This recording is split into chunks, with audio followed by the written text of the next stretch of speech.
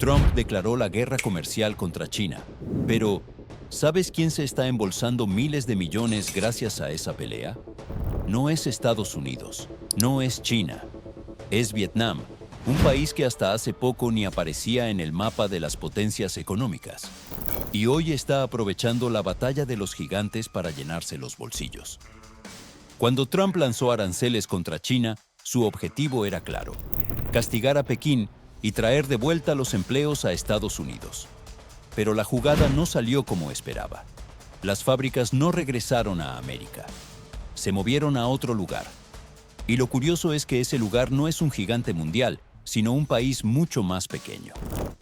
En este video vamos a descubrir cómo Vietnam ha logrado aprovecharse de la pelea entre dos titanes, qué industrias se están forrando con este cambio y, sobre todo, qué significa esto para el futuro económico del planeta. Para entender por qué Vietnam se está forrando, hay que volver a 2018. Ese año, la Casa Blanca arrancó una ofensiva comercial contra China. Aranceles extra, los famosos Sección 301, que encarecían desde maquinaria hasta componentes electrónicos. Primero un 25% sobre un bloque de productos, luego otro tanto, y más tarde una subida sobre un paquete grande que pasó del 10% al 25%. En paralelo, llegó otro listado con un 7,5% que se mantuvo incluso tras la fase 1 del acuerdo. La idea era clara: hacer que fabricar en China fuese menos atractivo y que la producción volviera a casa. Pero cuando las cuentas no salen, las empresas se mueven. Y aquí viene el giro. Muchas compañías no quisieron ni pagar el sobrecoste de los aranceles ni asumir los sueldos más altos de producir en Estados Unidos. Plan B: Vietnam. ¿Por qué?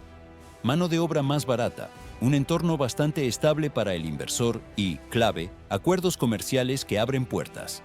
El CPTPP con Japón, Canadá y México, vigente para Vietnam desde enero de 2019, y el EBFTA con la Unión Europea desde agosto de 2020.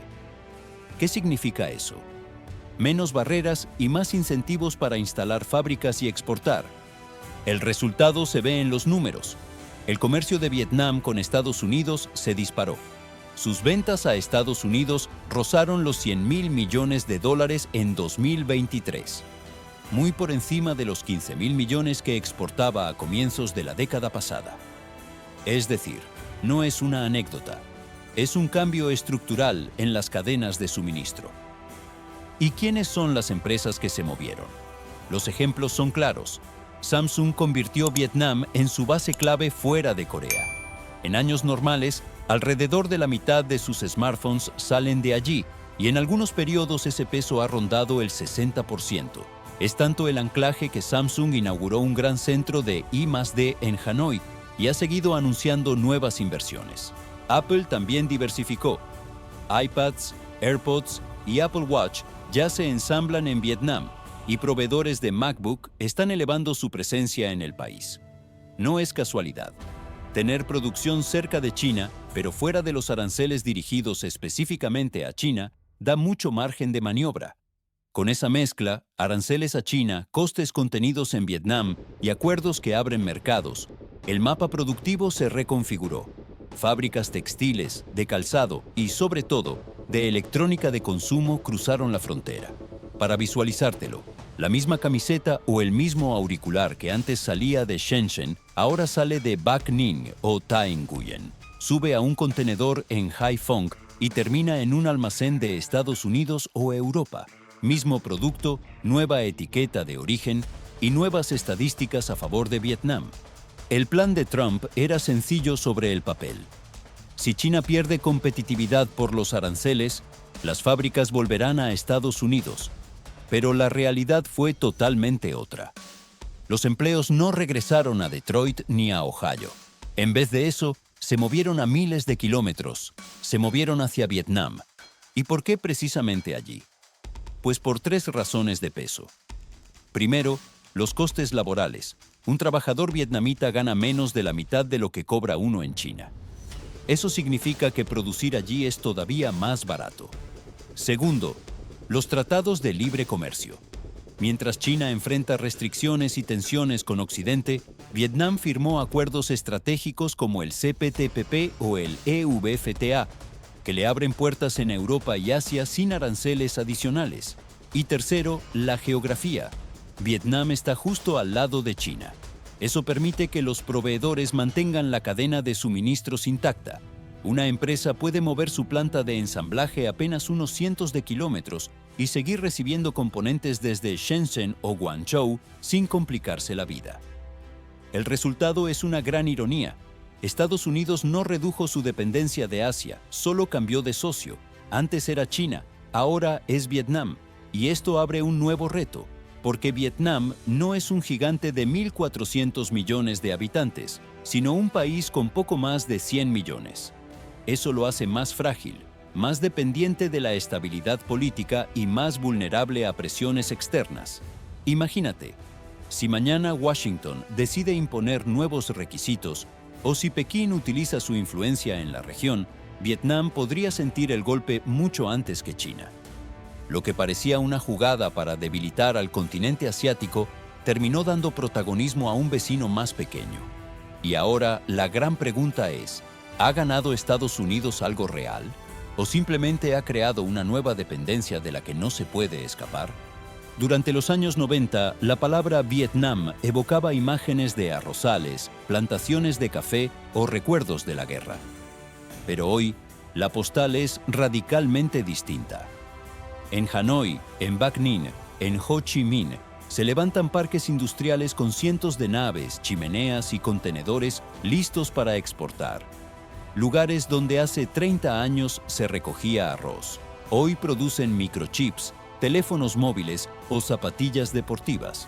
El caso más sonado es el de Samsung. El gigante surcoreano transformó Vietnam en su base productiva fuera de Corea.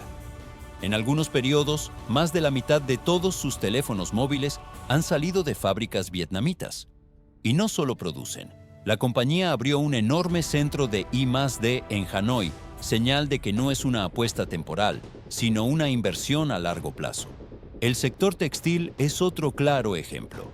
Nike, Adidas, Zara, H&M. Millones de prendas de ropa y calzado salen cada año desde fábricas vietnamitas hacia Estados Unidos y Europa. No es casualidad. Vietnam es hoy el segundo mayor exportador textil del mundo, solo por detrás de China. Y aquí se nota la mano de obra más barata, capaz de mantener competitivos a estos gigantes de la moda. Los números cuentan la historia con claridad. En 2010, Vietnam exportaba apenas $15.000 millones a Estados Unidos.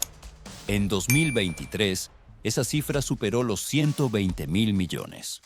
Su PIB crece a ritmos del 6% anual y la inversión extranjera directa no deja de romper récords. Multinacionales de todo el planeta están firmando contratos para instalar fábricas en sus zonas francas, donde el gobierno ofrece incentivos fiscales y terrenos preparados para levantar naves en tiempo récord. Y no se queda ahí. Para sostener este boom, Vietnam ha iniciado un proceso de modernización enorme. En el puerto de Haiphong, por ejemplo, se han construido terminales capaces de mover millones de contenedores al año. En Ho Chi Minh, autopistas y carreteras nuevas conectan los parques industriales con los aeropuertos internacionales. Todo pensado para que los contenedores cargados de móviles, muebles o ropa lleguen rápido a Estados Unidos y Europa. En otras palabras, Vietnam ha pasado de ser un país agrícola, olvidado en la sombra de China, a un hub manufacturero global.